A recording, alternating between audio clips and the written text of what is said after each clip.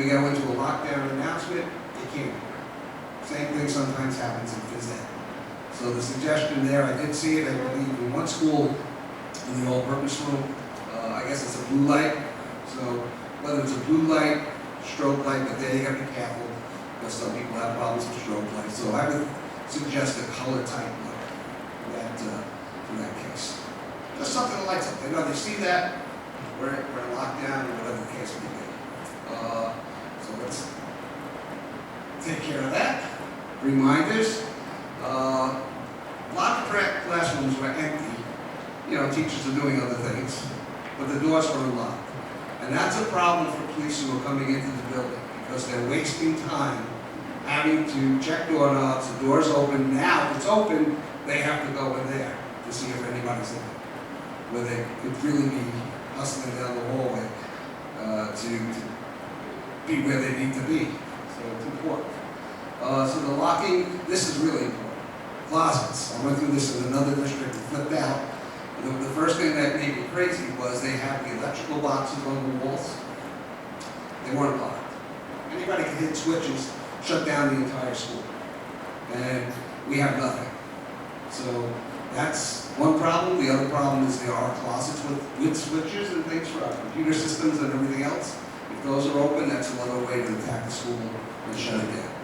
So we have to make sure that those doors are locked as well. And also, big problem in most schools, exit doors. You know, they're industrial type buildings, so doors swell. Depending on the weather, what's going on, sometimes they don't close all the way. So you have to really make sure that it's closed, pull on it to make sure it's locked. And what's the other big issue with doorways? Teacher runs out to a car, he or she picks up whatever they need. I don't need to close the door because I'm only 15 feet over here and the door stays open. So that's something we keep repeating to staff members that if you are going outside the building for safety's sake, please shut the door. It has to be closed. Now look, if there's not a swipe card there, you have to come to the area where there is one. All right? Little exercise. I can use a little more myself. But we have to look at that. So make sure that everything is locked. And next steps, here, a couple of big things. He was talking about, I put a little picture, but he's talking about these marquee type signs in the classrooms. So instead of having a flat room number above a doorway or on a wall, looking for a marquee sign that would hang off the wall. So that if a police officer, emergency management comes in, and they're at one end of the hallway, they can tell every room number from looking down the hallway. To piggyback on that, suggested color coding. If it's an area that's, you know, if you're near science labs where there's gas and things like that, or chemicals, mark it as red so they know that potential for fire if they shoot. If they use any kind of weapons or anything, they know that this will be a dangerous situation. So again, the inspect all fire doors. So we did see that most, I think, of the fire doors, and I wasn't aware of this one. When I say fire doors, I'm talking about doors, double doors in the hallway. When the fire alarm goes off, these doors are closed. They come together, which is good. He pointed out to us that the problem is, if they're both coming from the same direction, those doors can be chained shut. And we don't want them to be chained shut because that can be a problem. So we do have doors, I know in this building, that are actually one swings to the back side and the other to the front side. This one. So therefore, there's not a second handle on the door. That's the important thing. Right? So it's all these little nuances that, you know, we kind of take things for granted. We have to really look at it with a different set of eyes. So we have hallways, and then, you know, school safety is always first. There's a lot of other things we can go into. But I think, you know, this is enough to get us started immediately. And I know Mr. Mango will pick up on this because he's probably crazier than I am about school safety. It's one of, you know, one of the things I feel strongly about always. That's why I jumped on this opportunity. So, again, this is not something that is that punitive for us. He was happy to be here. And when I tell you he spent the whole day, you know, poor Dawn's over in Stony Brook, and everybody said, I had to run to a meeting, because we really started late by the time we came out of the meeting. So at 3 o'clock or so, he went over to Stony Brook with Dawn and went through a full, I think you called me back at about 4:30. Yeah. I think it was a great service, wonderful to work with. Phil, just the amount of information that we picked up was tremendous. And I think it's good for us to do this every year, just in case we get a little too complacent, we start to relax, and that's where things get a little shaky. So please, let's keep that in mind. I know I won't be here, but I'm sure that will be taken care of. And my last slide, since I have this moment up here, is simply I want to thank Kinnelon School District for having me here as your interim superintendent. It was my pleasure to be here. The students are great, from all the ones that I met with. Staff members, faculty, really great environment, and I want to thank the board, Harry, and everybody for giving me lots of support in the 4 months that I was here. I think we made a lot of progress. We had some tough things that we had to go through, and we're still smiling, so that's a good thing. So we'll continue with that. So thank you, and what I want to do now is lots of good things, great things, go on in Kinnelon schools. We don't have enough time to focus on those. But when I found out about this program in the summer, that's based from the science program, I said this has to be shared, plus having more discussions with the supervisor. I said people have to see this. So I don't want to waste time, because Maddie Chavai is going to come up. She's our supervisor of science. Talk about some of the programs that happen during the summertime, and also what's going on in the schools and where we're going. So I'm going to get hopefully your PowerPoint up.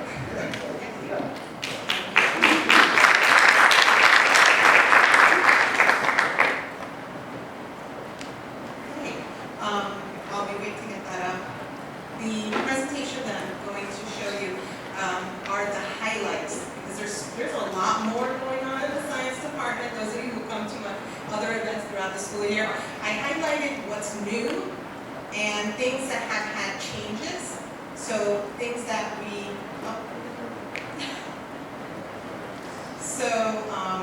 as I mentioned, we're jam-packed in science and technology in the district, just really busy. The teachers in this district are amazing, and to work with, they're a pleasure. They always are, they just are really open to learning new things, which I'm always eager to share with them. So, hopefully we can bring this up. Just keep going.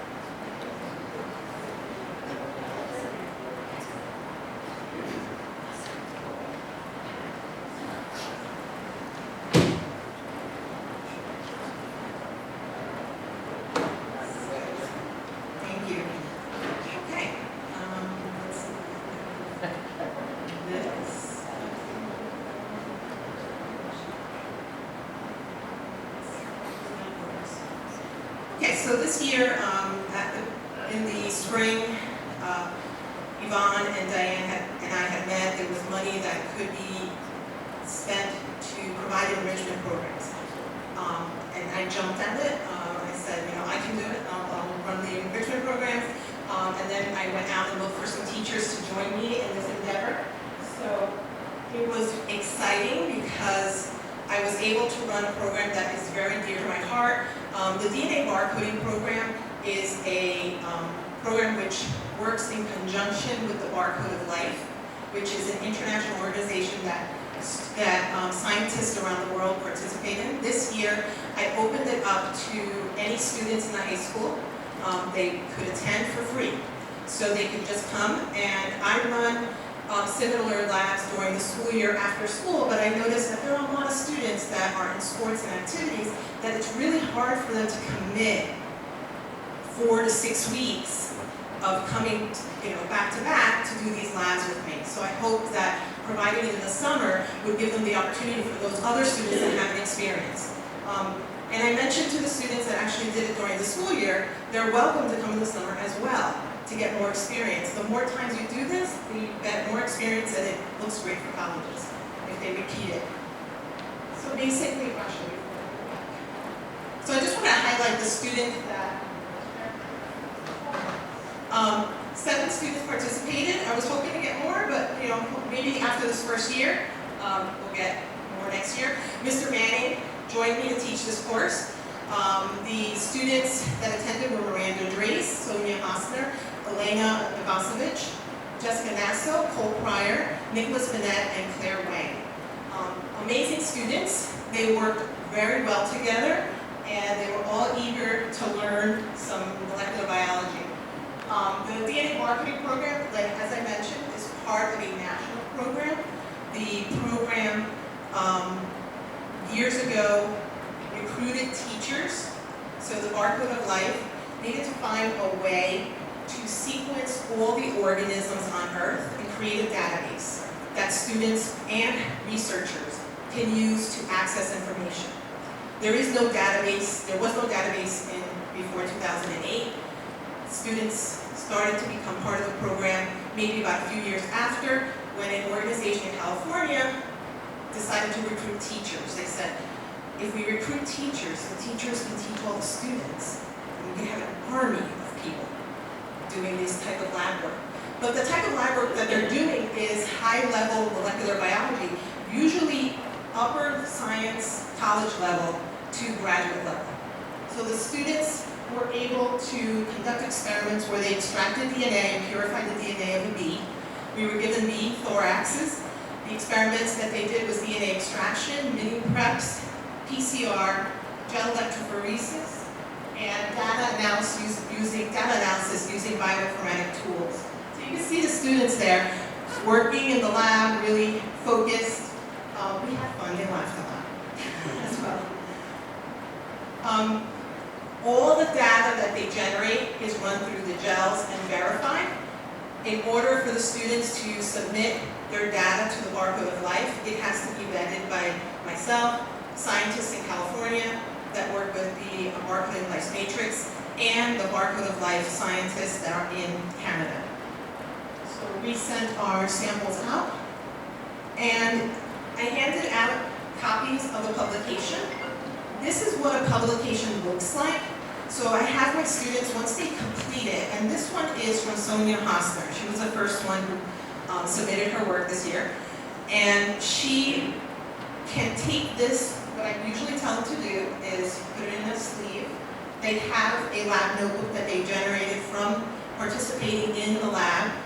And I tell them when they go to interview for colleges, just bring it with you, keep it in your bag. And once you get into conversation about what you did that was interesting, offer to show them, because usually in interviews they ask you not to bring anything.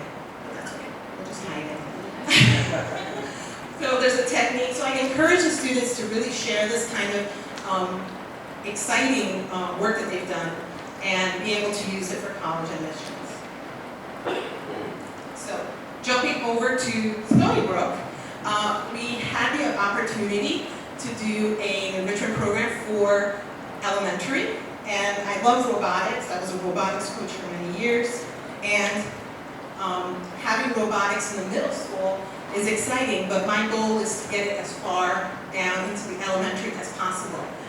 So luckily, in our robotics program, this summer program could not have worked if Nancy Bosch, who's the media specialist at Stony Brook, if she hadn't laid the groundwork over the last, I came here 8 years ago, I started working with her to really increase the amount of computer science that they were doing in the elementary school, and she and I kind of worked together to build a code.org course that she runs there.